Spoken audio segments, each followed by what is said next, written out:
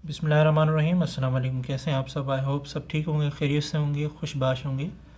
जी friends, आज हम आपके साथ एक मुख्तलिफ मुनफरद और बेहतरीन न्यूट्रिशन से भरपूर बहुत ही अलग सी पालक की डंडियाँ और दाल से बने कबाब की रेसिपी शेयर कर रहे हैं, जो बहुत ही मज़ेदार जूसी से कबाब बनते हैं। तो आइए शुरू करते हैं। बिस्मिल्लाहिर्रहमानिर्रहीम। हमने लिए हैं पालक की डंडियाँ, जो कि धो के साफ़ करनी है। अब हम इनकी करेंगे इस तरह से कटिंग छोटे छोटे पीस में।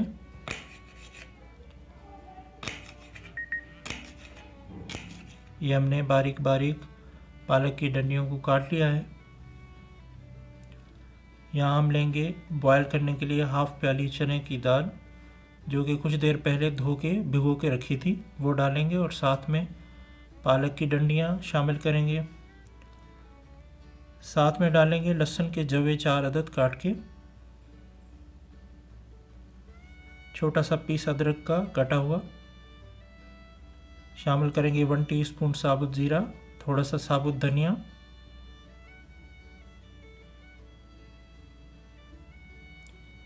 और डालेंगे 2 हरी मिर्चें,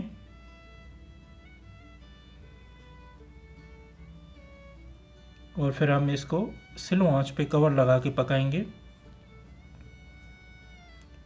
जैसे बॉयल हो जाए फिर हम इसको पीस लेंगे। इसमें डालेंगे 1 अदद कटी हुई हरी मिर्च, थोड़ा सा हरा धनिया कटा हुआ,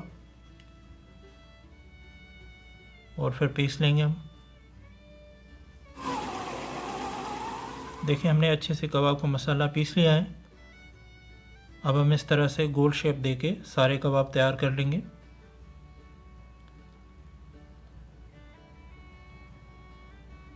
यहाँ हम 1 अंडा लेंगे, इसमें थोड़ा सा नमक शामिल करके फेंट लेंगे अच्छे से,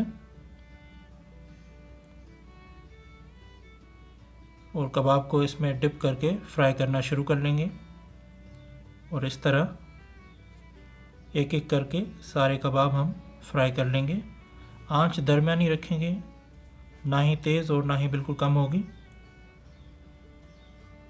और फिर बिल्कुल एहतियात से हम इनकी साइड चेंज करेंगे, क्योंकि बहुत नरम और जूसी से बनते हैं ये कबाब, इसलिए हम इनको बहुत प्यार से फ्राई करेंगे।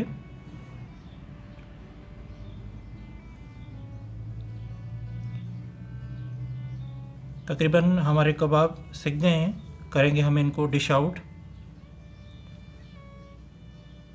तो फ्रेंड्स, अल्हम्दुलिल्लाह देखें कितने ज़बरदस्त पालक की डंडियों और दाल के बने कबाब बिल्कुल तैयार हैं। हम करेंगे सलाद, रायता और रोटी के साथ सर्व। उम्मीद कि आज की ये रेसिपी आपको पसंद आई होगी। अगर अच्छी लगे तो हमारे वीडियो को लाइक और शेयर ज़रूर कर दें। चैनल पे अगर नए हैं तो चैनल को सब्सक्राइब कर दें। मिलते हैं एक और प्यारी सी रेसिपी के साथ, तब तक के लिए अल्लाह हाफिज़।